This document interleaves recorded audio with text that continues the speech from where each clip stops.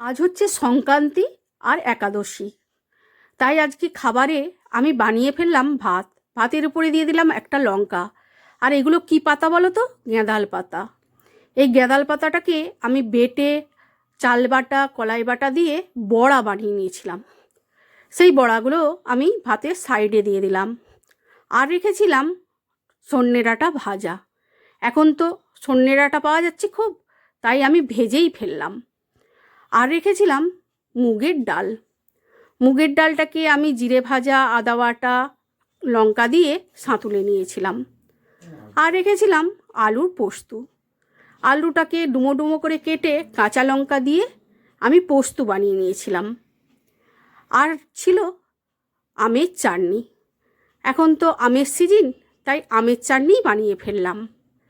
আর লাস্টে দিয়ে দিলাম 1 গ্লাস জল। আজকে আমি নিরামিষই বানালাম। তোমরা কে কে একাদশী করেছো আমাকে কমেন্ট করে জানিও। ভালো থেকো।